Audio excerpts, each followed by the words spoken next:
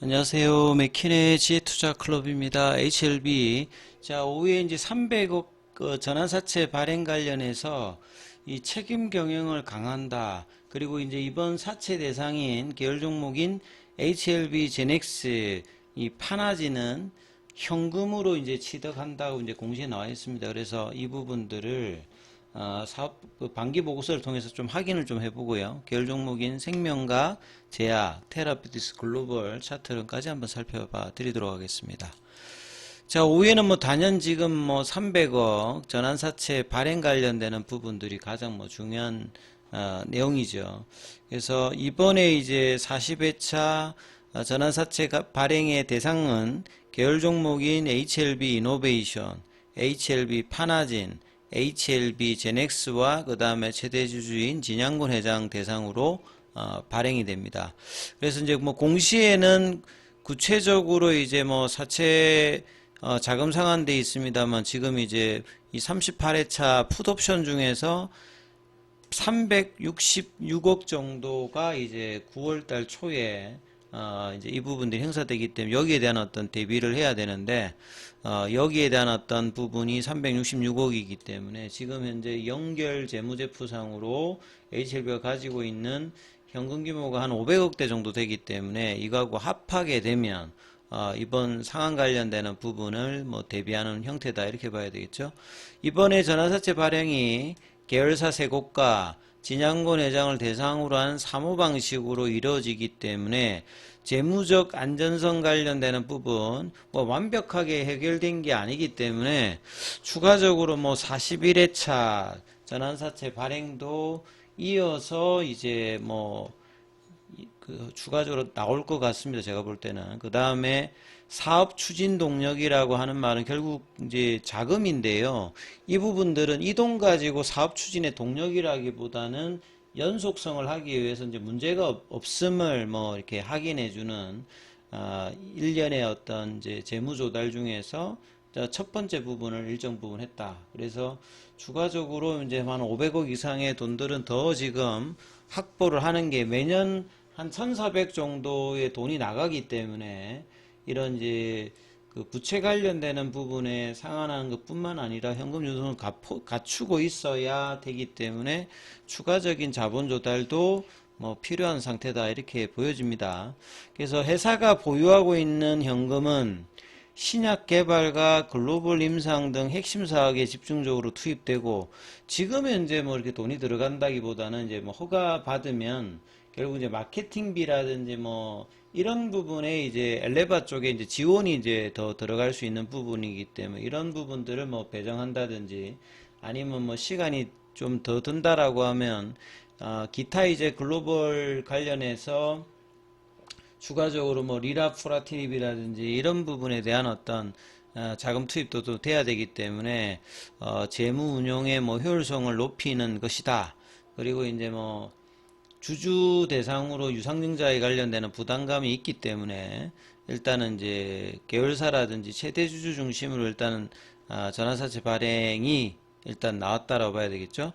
그래서 외부 증자나 일반 공모 대신에 그룹 내부 자연을 활용하면서 기존의 어떤 주주들의 지분 이석을 그동안에 꾸준히 진짜 지분 이석이 되어 왔거든요. 뭐 과거 이제 5년 전, 6년 전에는 전체 주식 수가 3천만 주, 4천만 주밖에 안 됐는데 지금 한 3배, 4배가 증가되어 있기 때문에 주주들의 어떤 인내도 뭐 사실 뭐 한계 사항이기 때문에 여기에서 또 뭐 주주들 대상으로 하는 것은 어렵다고 봐야 되겠죠. 그래서 동시에 이제 책임적인 어떤 경영을 하기 위해서 이번에 진양곤 회장의 30억 이제 그 참가는 좀 뭐 그래도 나름 이제 책임 경영에 좀 일조를 한다 이렇게 좀 볼 수 있습니다. 그래서 뭐 조건이라든지 이런 표면 유지라든지 만기 유지할 같은 경우에는 크게 뭐 이렇게 의미 있는 부분들은 아닙니다. 근데 이제 하향리 픽싱이 이번에도 좀 적용됐다. 아예 그냥 적용을 안 했으면 훨씬 더 책임 경영이 될 수 있습니다. 근데 이제 하향리 픽싱도 적용해서 시비를 발행했기 때문에 최저 조정가액 하향리 픽싱의 한도가 29,000원대이기 때문에 3만원 언더도 이제 고려된 전환사채다. 장기적으로 보시면 이렇게 좀 또 볼 수 있어요. 자, 이번 전환사채 발행이 기존 채무 상환을 위한, 왜냐하면 풋옵션 때문에 이야기가 많았기 때문에 좀 이루어진 것이고, 그룹 내부 자금을 활용해서 재무 건전성을 높이는 동시에, 그러니까 계열사들이 또 나름 좀 지원을 하는 거잖아요. 그렇기 때문에 핵심 사업에 현금 자원을 집중할 수 있게 되었다. 근데 현금 여력이 지금 그렇게 많지가 않기 때문에 추가적인 어떤 자금 확보라든지 아니면 빨리 이제 신약 성공을 상업화 성공을 해야 이제 재무적인 문제성이 없기 때문에 빠르게 이제 그 FDA라든지 EMA 관련되는 일정들이 명확해지는 것이 좀 더 중요하다 이렇게 봐야 되겠죠. 그래서 이제 계열 종목에 관련해서 이제 파나진 쪽을 보시게 되면 이번에 참가했잖아요. 그래서 가장 중요한 게 무슨 돈으로 들어오느냐, 현금으로 취득한다고 되어 있습니다. 그러니까 사내 유보 자금을 활용해서 이번에 전환사채에 참여하거든요. 100억 정도가 들어가는 겁니다. 100억 정도가 들어가는데, 그래서 이번 이제 반기 보고서가 나왔던 부분에서 이제 파나진의 반기 보고서에 들어가서 요약 연결 재무 정보로 뭐 확인해 보면 여기 이제 현금성 자산 관련되는 부분들이 한 570억 정도 있습니다. 파나진 정도, 파나진이요. 그래서 이제 이 부분에 대해서 활용을 한다 이렇게 좀 보시면 될 것 같고요. 그 다음에 이제 파나진 말고 그 다음에 제넥스도 이제 해당되잖아요. 그래서 제넥스도 이제 공시가 나왔던 부분. 그러니까 이노베이션은 공시가 아직 확인이 안 되는데 제넥스 같은 경우도 보면 취득 방법이 현금 취득입니다. 사내 유보 자금. 그래서 이 부분도 반기 보고서에서 확인을 해보면요. 제넥스의 반기 보고서에 보시게 되면 요거 100만원 단위니까 여기도 보면 현금 및 현금 자산이 한 250억 정도가 있습니다. 250억이니까 제넥스 같은 경우에도 이 부분을 활용해서 지금 이제 한 70억 정도 해당이 되죠. 그러니까 70억 정도가 여기에 이제 투여가 된다. 이제 이노베이션 같은 경우에는 이제 보면 아직 여기에는 이제 뭐 공시 쪽에는 확인이 안 되는데 이노베이션도 그냥 반기 보고서에 들어가서 확인을 해보면 이노베이션 같은 경우에도 어느 정도 현금이 있냐면 한 470억 정도 있습니다. 그러면 한 100억 정도 되면 뭐 이 부분들이 될 수 있는 부분들은 확인이 되죠.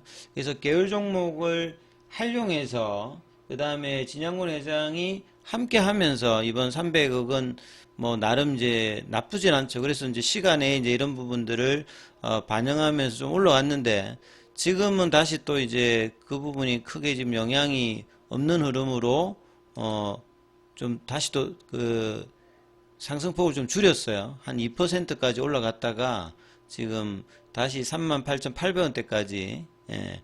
왜냐하면 명확하게 이제 완벽한 어떤 처리는 아니고 그 다음에 이제 이번 풋옵션 관련되는 부분을 대비하고 결국은 이제 9월달 정도로 보는 이 항서제약 중심의 리서브션의 불확실성 해소해 주느냐 뭐 일정이라도 나와야 됩니다 진짜. 예.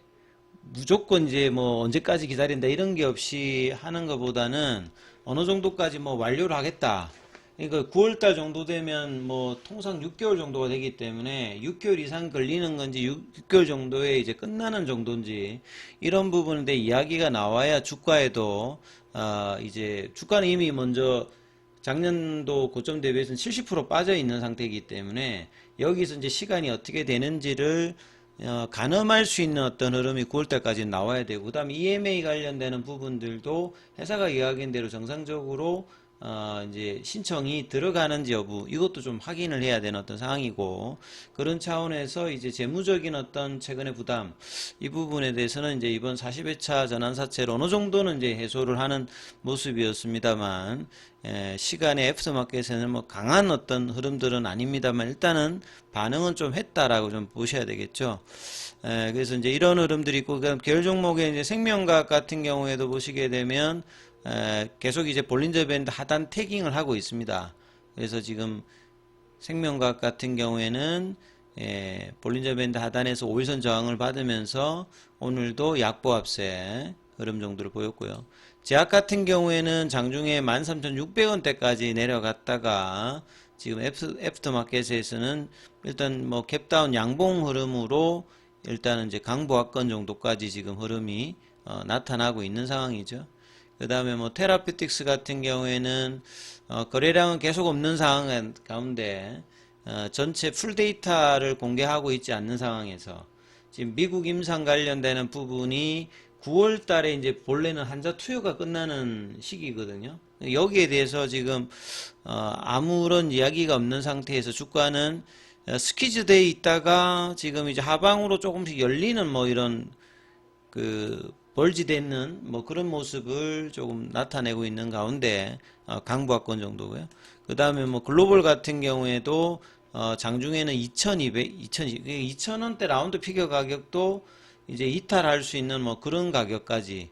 그러니까 월봉으로 보게 되면 36,500원에서 계산해 보면 거의 지금 94%, 95%뭐 이런 수준으로 지금 빠져 있는 글로벌인데요.